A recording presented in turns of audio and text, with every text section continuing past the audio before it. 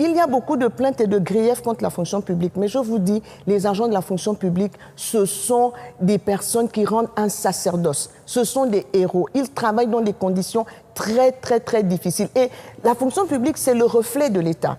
La fonction publique, c'est l'ossature, c'est le visage humain de l'État. Il est garant de la crédibilité de l'État. Donc, quand on laisse tomber la fonction publique, comme ça a été le cas ces 14 dernières années, et lorsqu'on voit des donneurs de leçons qui se lèvent, alors que pendant les 14 dernières années, le service public a été laissé à l'abandon, rien qu'à voir le traitement des agents, nous arrivons dans une fonction publique qui doit gérer à peu près 59 000 agents publics.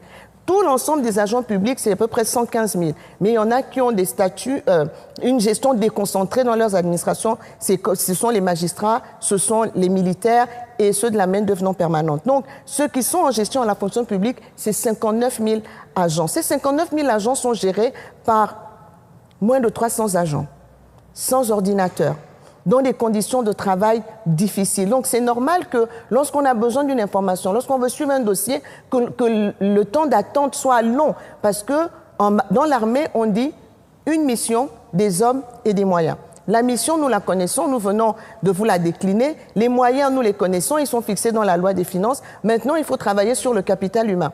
Le capital humain, d'abord au sein de la fonction publique et ensuite au sein pour tout le reste des agents publics. Donc, au niveau de la fonction publique, nous allons commencer par doter les services prioritaires en équipement informatique essentiel. Et on a déjà commencé. Nous avons un déficit de 273 ordinateurs, si on veut que chaque agent en ait un. Il y a 2 jours, nous avons reçu 50 ordinateurs, déjà pour commencer, et ça va énormément désengorger déjà les services, donc pour qu'ils se mettent effectivement au travail. Nous ne pouvons pas parler de digitalisation s'il n'y a pas de réseau au niveau du ministère. Donc, il est prévu la réalisation du câblage réseau au niveau de la centrale.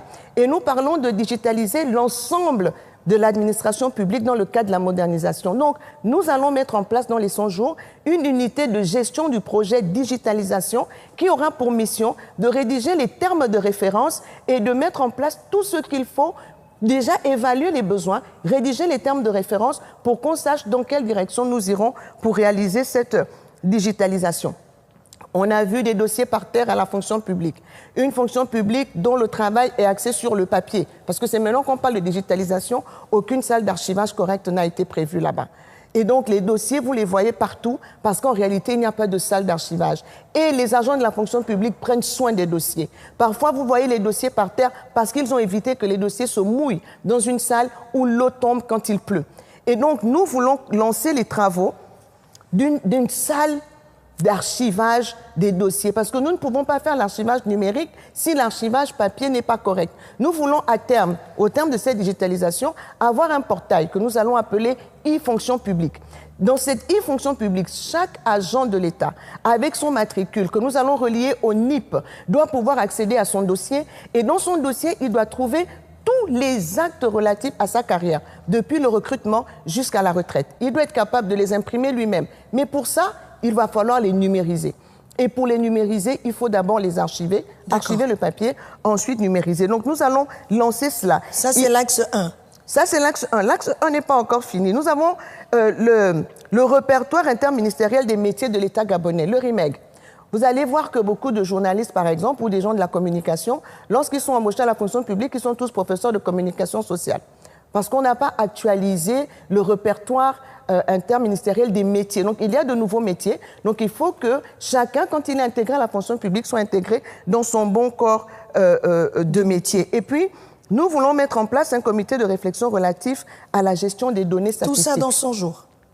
On parle d'abord des 100 jours. Je parle des 100 jours. Ça a l'air ambitieux, mais ça a déjà commencé. Très bien. Et nous voulons améliorer... le deuxième axe, c'est l'amélioration de l'environnement et du bien-être au travail. C'est-à-dire? On ne peut pas exiger des résultats si les agents ne sont pas placés dans des conditions de travail idoines. Ils font de leur mieux. Vous savez, j'arrive à la fonction publique, ils n'ont pas d'eau. Comment un agent, un père de famille, une mère de famille qui va travailler le matin ne sait pas comment il va faire pour se soulager? Il doit rester au travail de 7h30 à 16h. Il fait comment? Donc la première chose que j'ai faite, c'était de résoudre cette question simplement pour qu'il y ait de l'eau à la fonction publique. Et aujourd'hui, c'est déjà fait. Et donc, on a réhabilité les bâtiments, on réhabilite les bâtiments ciblés. J'ai trouvé 3 bus pour le transport du personnel. 3 bus de 32 places, je pense, garés, en panne. Et nous savons tous la difficulté que l'on a à se rendre au travail le matin. Et nous savons que la prime de transport qui est remise aux fonctionnaires est insuffisante pour couvrir les charges de transport du mois. D'accord, vous allez les réparer. Ils sont déjà réparés. Ils sont déjà en circulation. Ils ont les agents publics en bénéficient. Ceux du ministère de la fonction publique. Très bien. Ça a été déjà réparé. Et donc, ensuite, nous voulons... Le troisième axe, c'est l'assainissement des situations administratives. Donc, l'assainissement des situations administratives et l'optimisation de la gestion des carrières. Hier, j'ai eu une réunion avec cette semaine, nous avons eu une réunion avec les directeurs centraux des ressources humaines, qui sont des services déconcentrés du ministère de la fonction publique dans les différentes administrations. Le gel des carrières, le gel des recrutements a entraîné des dérives dans les comportements. Et ces dérives-là sont allées jusqu'à la corruption.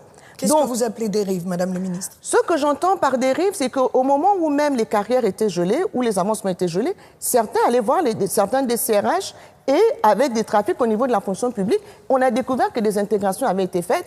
Aujourd'hui, nous avons des arrêtés d'intégration, par exemple, ou des arrêtés de titularisation.